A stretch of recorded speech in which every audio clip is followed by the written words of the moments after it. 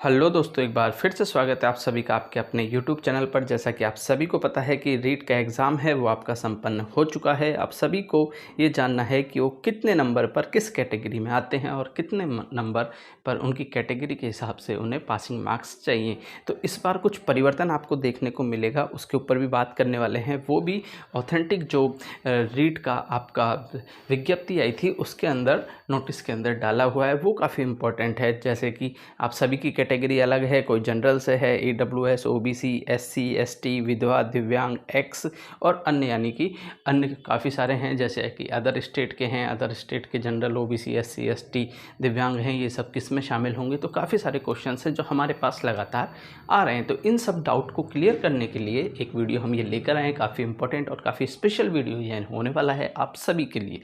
इसलिए इस वीडियो को लास्ट तक जरूर देखिएगा।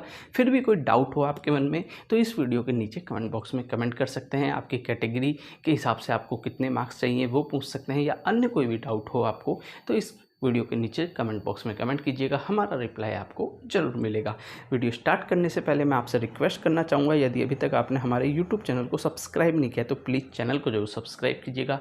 यहाँ पर आपको सभी एग्ज़ाम, चाहे वो रीट हो, फर्स्ट ग्रेड हो, सेकेंड ग्रेड हो, सभी से इंपॉर्टेंट इन्फॉर्मेशन हम वीडियो के माध्यम से आप तक पहुंचाते हैं और काफ़ी इंपॉर्टेंट क्वेश्चंस की सीरीज भी लेकर आते हैं, जो कि आपने देखा ही होगा रीट के अंदर भी आपको काफ़ी सहायता मिली है उन क्वेश्चन से। तो चलिए वीडियो स्टार्ट करते हैं। जैसा कि आपने देखा होगा कि रीट की जब विज्ञप्ति आई थी तो उसके साथ डिटेल नोटिफिकेशन आया था, उसमें लिखा हुआ था रीट 2022 के लिए न्यूनतम उत्तीर्णांक। तो ये तो यहाँ पर न्यूनतम उत्तीर्णांक है, इसकी बात करेंगे। लेकिन इससे पहले जो सबसे बड़ा मुद्दा इस टाइम पे है कि नॉर्मलाइजेशन होगा या नहीं होगा, क्योंकि आपको पता है कि इस बार है जो 4 शिफ्टों में पेपर हुआ है, first, second, third, fourth. First को यदि हटा दें, क्योंकि फर्स्ट वाला था वो था लेवल फर्स्ट का, उसके अलावा जो 3 शिफ्ट हुई हैं वो लेवल सेकंड की थी। तो उसमें कुछ के पेपर हार्ड भी आए हैं कंपैरिजन में, कुछ के पेपर इजी भी आए हैं। तो उसके लिए पहले ही ये जो 10 नंबर का पॉइंट है यहाँ पर हम स्पष्ट कर देते हैं आपको कि इसमें लिखा हुआ है, परीक्षा विभिन्न दिनांक एवं विभिन्न पारियों में होने के कारण प्रत्येक पारी में अलग अलग प्रश्न पत्र सेट द्वारा आयोजित की जाएगी। परीक्षा परिणाम तैयार करने में यथा आवश्यकता रीट कार्यालय नॉर्मलाइजेशन अर्थात स्केलिंग प्रक्रिया अपना सकता है। इन्होंने पहले ही स्पष्ट कर दिया था, क्योंकि अब छात्र हैं, उनकी डिमांड रहेगी, जिनका टफ पेपर था तो वो बोल रहे हैं कि नॉर्मलाइजेशन होना चाहिए। वैसे इसमें कोई बुराई भी नहीं है, यदि आपके भाई लोग हैं वो जैसे 23 का बोल रहे थे बहुत ज़्यादा टफ आया था, 24 के बजाय कंपेरिजन करें तो 1-2 नंबर से अगर कोई रह रहा है और नॉर्मलाइजेशन में यदि उसको 1 से 2 नंबर मिल जाते हैं तो इसमें आपका भी कोई नुकसान नहीं है, उसका भी कोई नुकसान नहीं है, क्योंकि ये तो सिर्फ एक पात्रता परीक्षा है। इसके बाद में होगी मेन परीक्षा। तो यहाँ पर आप लोगों को सभी को इस चीज़ को सपोर्ट भी कर लेना चाहिए कि चलो हार्ड पेपर था तो वो भी क्लियर हो जाए नॉर्मलाइजेशन। अब देखते हैं, ये तो बोर्ड के ऊपर है। वैसे अधिकांशतः सुनने में आ रहा है कि नॉर्मलाइजेशन आपकी प्रक्रिया अपनाई जा सकती है। चलिए अब बात करते हैं नॉर्मलाइजेशन जो होगा तो इसमें जो ये पात्रता के लिए उत्तीर्ण के लिए न्यूनतम अंक दिए गए हैं, इसमें कहीं ना कहीं वेरिएशन आएगा, कुछ ना कुछ चेंजेज आपको देखने को मिलेंगे। क्यों मिलेंगे? क्योंकि नॉर्मलाइजेशन होगा तो किसी का पेपर टफ था तो उनको कुछ मार्क्स दिए जाएंगे, और जिनका हार्ड था उनके कुछ मार्क्स अलग अलग फॉर्मूले से निकालते हैं। तो किसी के 4-5 कम होते हैं, किसी के 4-5 ज़्यादा होते हैं। तो देखते हैं गवर्नमेंट किस तरीके का रूल लेके आती है, क्योंकि ये पात्रता परीक्षा है, इसमें अलग ही रूल आ सकता है। चलिए अब वीडियो स्टार्ट करते हैं। तो सबसे पहले मैं बता दूं, राज्य सरकार के आदेश क्रमांक 5713 प्रारंभिक शिक्षा आयोग 2019 जयपुर दिनांक 19/12/2020 के अनुसार आग्रंकित श्रेणियों के न्यूनतम पात्रता अंकों का निर्धारण निम्न प्रकार से किया जाएगा। ये जब किया जाएगा जब आपकी स्केलिंग नहीं होगी, लेकिन स्केलिंग के बाद में आपके मार्क्स में कुछ ना कुछ परिवर्तन आपको देखने को जरूर मिलेगा। सामान्य और अनारक्षित श्रेणी के लोग हैं, नॉन टीएसपी हैं, उनको चाहिए 60%, और टीएसपी के लोगों को भी सामान्य अनारक्षित को कितना चाहिए? 60%। देखिए ये मार्क्स लिखे हुए हैं प्रतिशत में, और आपका पेपर जो हुआ था वो हुआ था 150 नंबर का। तो आपको 150 में से कितने चाहिए? 60%, ना कि 60 नंबर चाहिए, 60% चाहिए।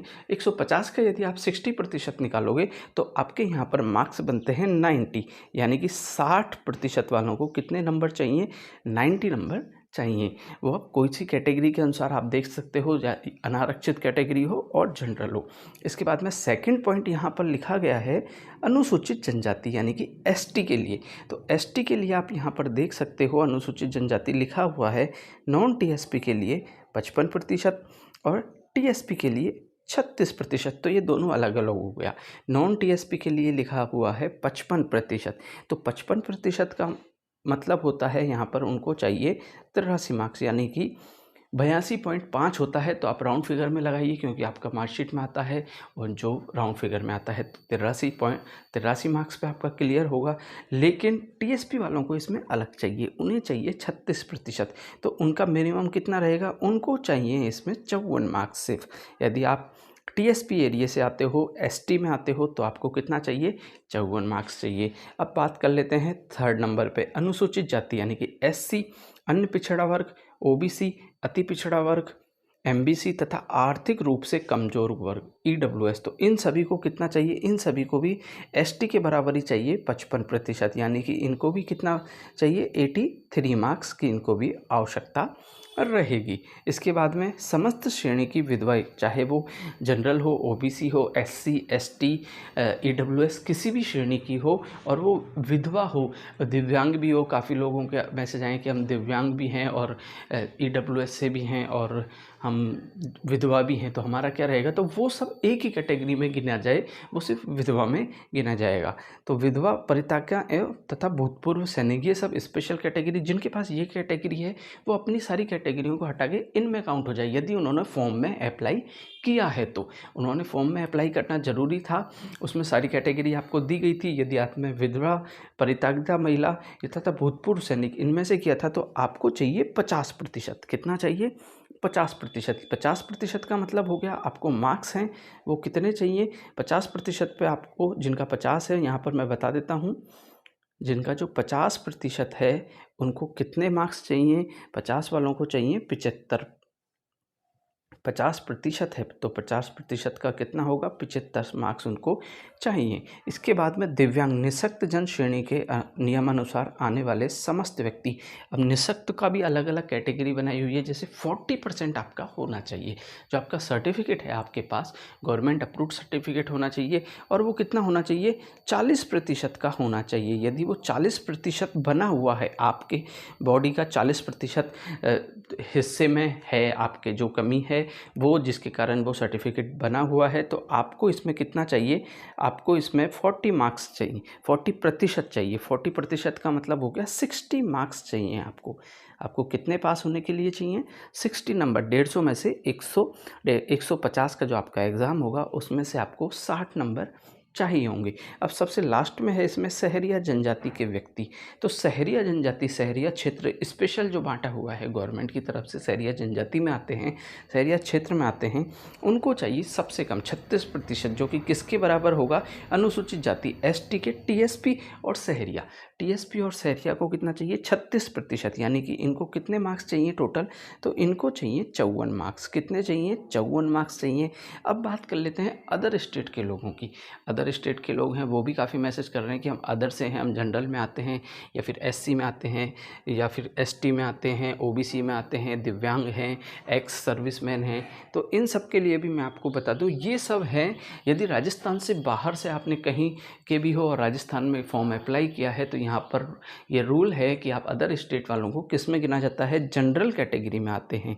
चाहे आपके पास आपके स्टेट का किसी भी कास्ट का सर्टिफिकेट हो या कोई भी सर्टिफिकेट हो, आप जनरल में आते हो, तो आपको पास होने के लिए कितने मार्क्स चाहिए, 90 मार्क्स चाहिए। आपको पास होने के लिए कितने चाहिए, 90 मार्क्स चाहिए। नॉर्मलाइजेशन में अब देखते हैं कितना फ़र्क पड़ता है, 1-2 मार्क्स। वैसे नॉर्मलाइजेशन में जहाँ तक हम सोच रहे हैं जो कि 3 पारियों के मार्क्स कम नहीं करके सिर्फ एक ही पारी को, जिसका टफ था 23 को सेकंड पारी का, उन्हें ही कुछ बोनस मार्क्स दिए जाएं, औरों के कम ना किए जाएं। बस ये कम करने में ही लफड़ा होता है, कम करने में आपका नुकसान भी होता है कुछ छात्रों का, इसलिए कम ना किए जाएँ, सबके से बढ़ाए जाएँ, जिससे कि आपके जितने आ रहे हैं वो उतने ही रहें और जिनके कम हो रहे थे पेपर टफ होने के कारण उनको कुछ फ़ायदा मिल जाए। तो कैसा रहा ये वीडियो, कैसा लगा आपको ये वीडियो? कोई क्वेश्चन आपके मन में डाउट हो तो इस वीडियो के नीचे कमेंट बॉक्स में ज़रूर कमेंट कीजिएगा। चैनल को सब्सक्राइब करना ना भूलिएगा। यहाँ पर आपको सभी प्रकार की सहायता हम देते हैं। आपको कोई भी डाउट हो, कोई भी आपका क्वेश्चन हो तो ज़रूर कमेंट बॉक्स में कमेंट कीजिएगा। चैनल सब्सक्राइब कीजिएगा और वीडियो को लाइक और अधिक से अधिक शेयर कीजिएगा। चलिए मिलते हैं नेक्स्ट वीडियो में नेक्स्ट इन्फॉर्मेशन के साथ। जब तक के लिए जय हिंद, जय भारत।